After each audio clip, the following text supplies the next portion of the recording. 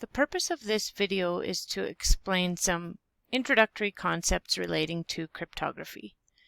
And I have defined cryptography here as the practice of transforming information so that it is secure and cannot be accessed by unauthorized parties.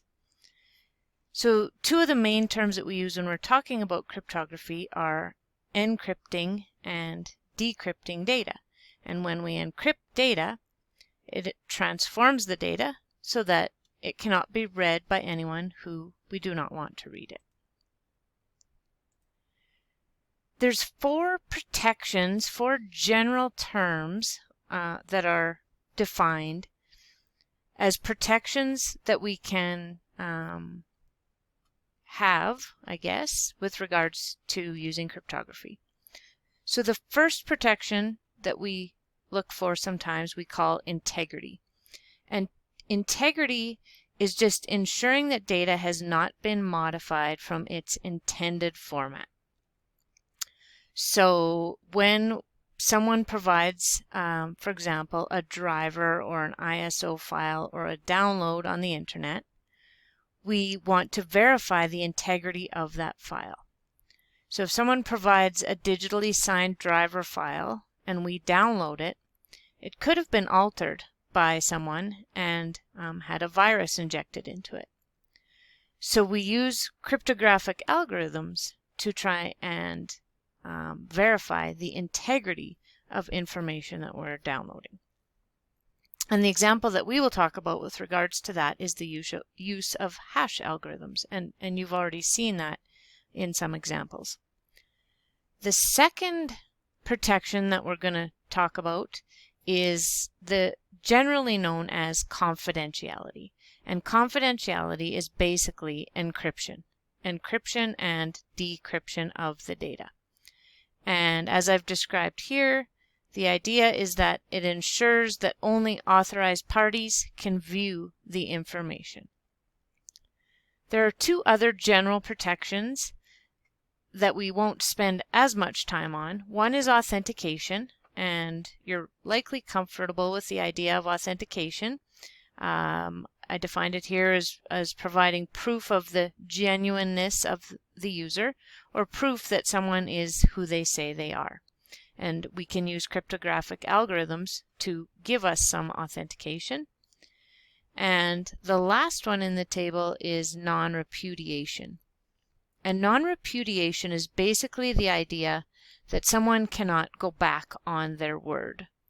And so we use cryptographic algorithms to hold people to actions that they've performed. So the protection here is described by saying individuals are prevented from denying that they were involved in a transaction. So these four terms are often used in the area of cryptography as generic terms for the things that we are going to see implemented. So the first thing that I want to talk about is hash algorithms. And hash algorithms use cryptographic algorithms, but they don't actually encrypt data for the purpose of hiding it. What they do is they hash the data to verify the integrity of the data. So in the example that I've given here, the input to the hash algorithm is the word apples. So this word is run through the hash algorithm. The first example here uses MD5, as the hash algorithm. And the output, or the hash value that we see, is what is shown here. In the second example, we take the same data, the same input, but we run it through a different hash algorithm. In this case, the hash algorithm is SHA-1. And because the algorithm handles the input data differently, the output from the hash algorithm is different. So what I'm showing here is that if we input the word oranges, it's a different data that's input, put that into the MD5 hash algorithm, we get a different output. And that's one important factor that we look for in a hash algorithm, is that it has to guarantee that two pieces of different data that are input won't accidentally generate the same output. So we need to make sure that we have a unique output for every data that's hashed. So what you could do as an example at this point is you can take a tool like HashCalc, which we used in class, and you can put the word apples, just exactly as it is here, into HashCalc, and you could choose these two hash algorithms, and you should get the identical hash value as a result. Same thing if you put the word oranges into the HashCalc tool. You can choose your hash algorithms, and you should get the exact same output. So we use hash algorithms to verify that some data has not been modified. And the way that we did this in class is we downloaded the ISO image for Ubuntu, and Ubuntu and many other providers provide checksums or hash values on their website. And so we download the file from the internet, and then we hash that file. We run it through the hash algorithm. If that file has not been changed from the intended format when it was published by that provider, then we will get an identical output, an identical hash value, and we know that we have the proper file. If we get a different output, then we need to investigate and find out if that file has changed or if we have some kind of a problem. And so we use hash algorithms in that way a lot to verify the integrity of a download and be sure that it hasn't been modified or altered maliciously in some way. The next thing I want to explain is the idea of symmetric cryptography. And symmetric cryptography uses a single key, and we call that a symmetric key. So symmetric cryptography is in fact encrypting and decrypting data. And going back to that original slide, this falls under the idea of what we call confidentiality. So we want to hide some data from people that we don't want to view it. So the way that symmetric cryptography works is we take our data, so I've used the same idea, the word apples, and it is encrypted with the symmetric key. And so now we have that data in its encrypted format. In order to decrypt the data, we use the exact same key. So in this case, I've made it a purple key, and so the purple key encrypts the data. You can send that encrypted data to other people. You can also then provide them with that same purple key, and they can decrypt the data and retrieve the message or the information that you intended for them to have.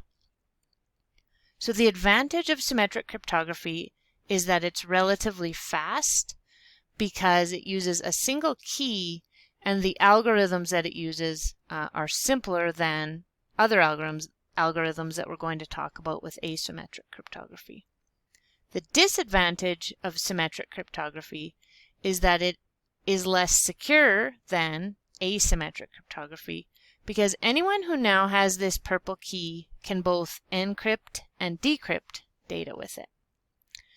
And so if you are expecting data from me, let's say I'm sending you some data, and you know that this is my purple key, and so you're expecting some encrypted data to come from me, and you can decrypt it. Anyone that obtains the purple key can encrypt data and send it.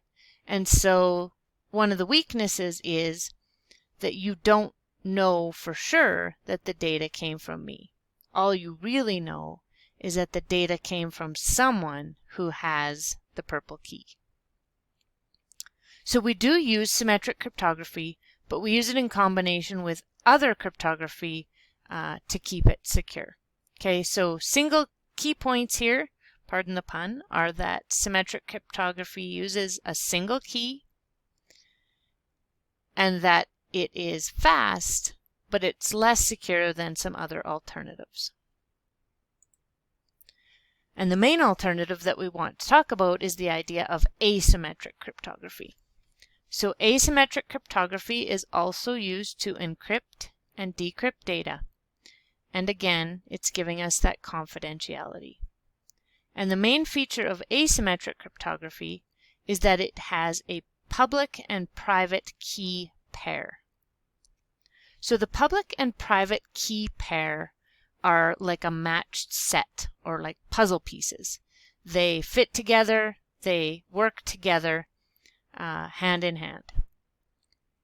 It's important that the algorithms that we use for this are complicated enough that it's computationally infeasible to determine the private key if you have the public key.